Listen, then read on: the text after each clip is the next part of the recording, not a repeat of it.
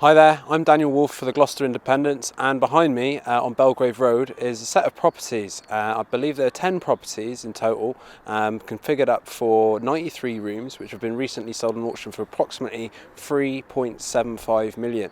Now, that's all fine and dandy, but as a development, these are lovely buildings, as you can probably see behind me, and my concern is that the council makes sure that they are developed to a standard and they're used for a good purpose, whether that be for housing in general, which is needed in Gloucester, whether it be student housing, private lets, if it's there to help the community in general, whatever the use, as long as it's done correctly and will benefit the community, then I think that's what we're looking for. At the moment, they're half done, they're half complete, they're semi-derelict. There have been people working on the site on and off, work vehicles, all the mess which is created from all that work going on has been dumped, as we'll see in a minute, around the back of these properties. There's some major fly tipping issues, which we'll also have a look at, and the council needs to get a grip on.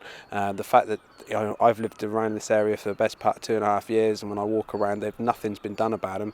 It's all very well other parties saying that they're now concerned or they're doing something about it, but what have you been doing for the past 2-3 years? Absolutely nothing. Now these properties have been developed, they've gone stagnant. It seems now someone has been asked to pick them up at maybe undervalued price to finish developing them, and my hope as a landowner in the local area is that they bring value to the area and lift everything up, as opposed to the opposite, which at the minute they're currently bringing Westgate Ward down. Hi there, I'm Daniel Woolf for the Gloucester Independent, and I'm here behind the back of Belgrave Road, where you can see there's a big issue with fly tipping. The problem is that the land is privately owned, and so there's not really a huge amount that can be done initially, but the City Council could put pressure on landowners to make sure that it's at least tidied up. As you can see, it's a real mess. We've got things like mattresses, broken glass, trolleys, all sorts of debris.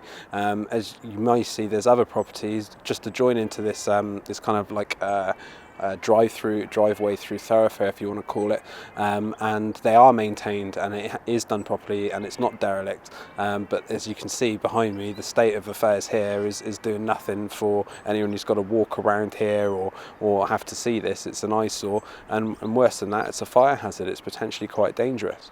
Now, the other issue with this thoroughfare that kind of connects behind the back of Belgrave Road is that it's often a place where transactions go for drugs. From what I can tell, people come in one end, they come out the other, and they're not the types of people that you'd associate with doing anything that should be legal activity. It all looks very nefarious and quite dodgy. So the fact that the access exists is one thing, but the fact it's probably not surveilled, or there's no CCTV footage on it, and people are allowed to come here and throw their mess and their rubbish and fly tip is terrible. So something needs to be done, and the City Council needs to get a grip.